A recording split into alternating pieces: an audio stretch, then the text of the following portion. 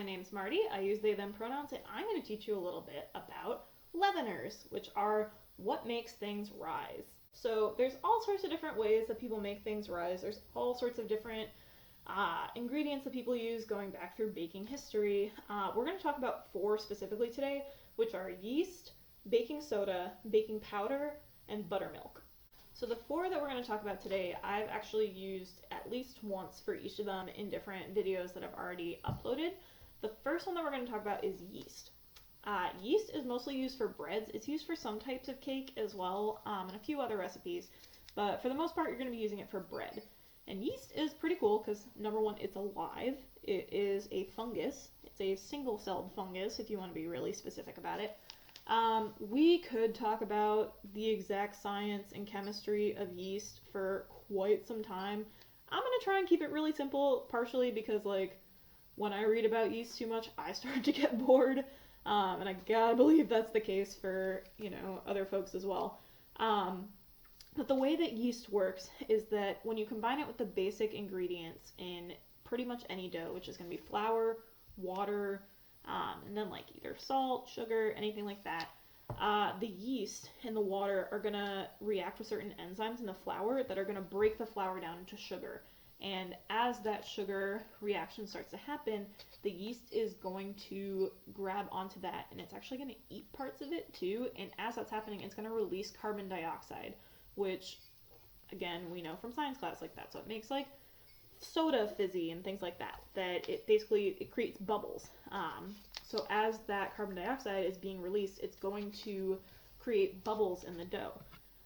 Sometimes we add a little bit of sugar to it as well, which is what we did with the pizza dough, because that will actually speed up that reaction as well.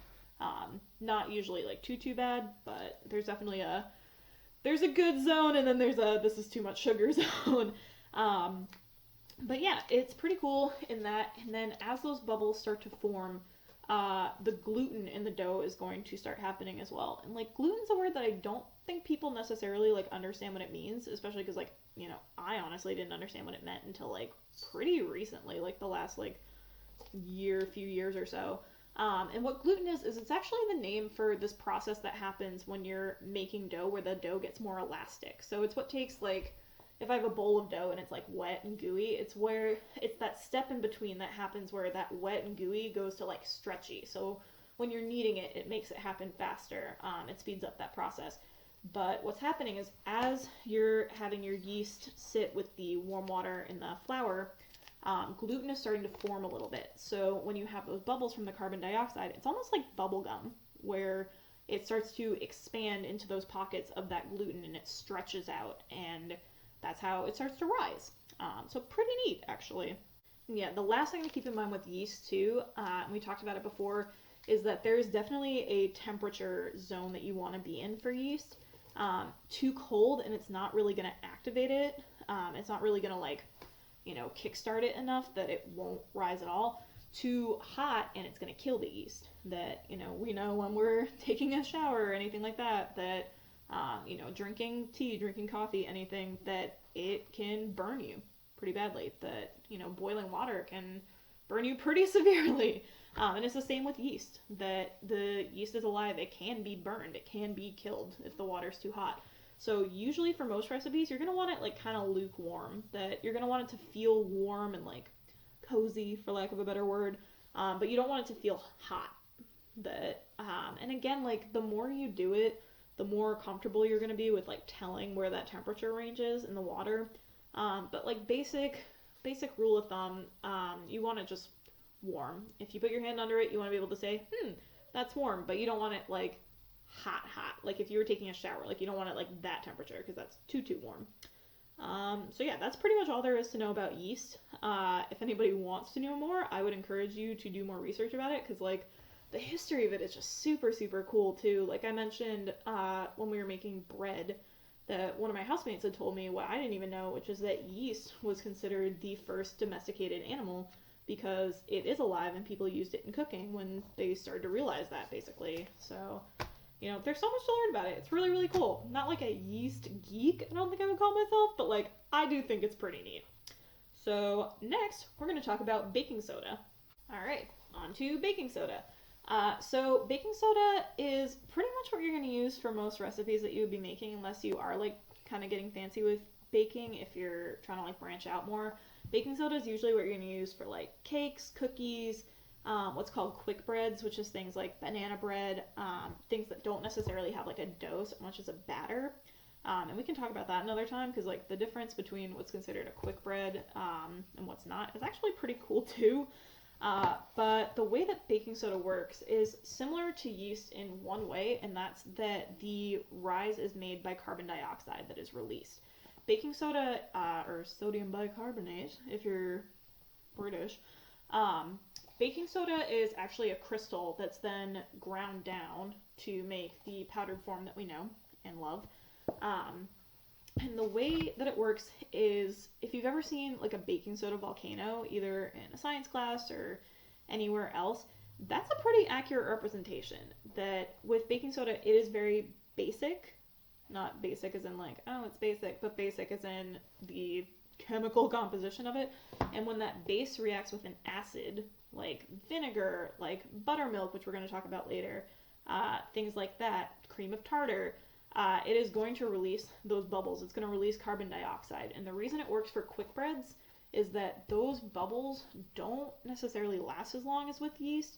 And especially if the batter is going to be sinking, if it's like more wet, like a banana bread, than like the baguettes or something like that, it's going to start sinking in on itself pretty quickly. So those bubbles aren't going to last. So you want something that's going to make a lot of bubbles really quickly that you can then stick in the oven, and as it's baking, it'll hold that shape and it'll bake into place. The reason that things rise with baking soda in the oven as well is that that heat also accelerates the rise, because baking soda dies at 176 degrees Fahrenheit. I did look up the temperature this time. And as the baking soda is decomposing, for lack of a, nicer word, it is releasing more carbon dioxide as well. And it's kind of just about that balance between temperature and time with the baking soda, of like how much that's going to rise, versus where whatever you're making gets too rigid, what it gets too solid. So yeah, that's baking soda in a nutshell. Let's talk about baking powder. Baking powder. So, baking powder is a little bit different from baking soda, but they start from the same kind of starting point. Baking powder also has that sodium bicarbonate in it, but it has two extra ingredients, which are an acid already in it, which is usually like a type of salt, and a starch. So like either cornstarch, potato starch, something like that. If you've ever added cornstarch in water to make like oobleck for a science experiment, then you probably know part of what I'm going to mention in a minute. So the reason that we can have the acid and the base in this at the same time is actually because of that starch. And the starch absorbs moisture in the air. So the acid that's in this already is going to be a dry acid. So they don't react with each other until it gets wet. So until you add it to a batter or something like that.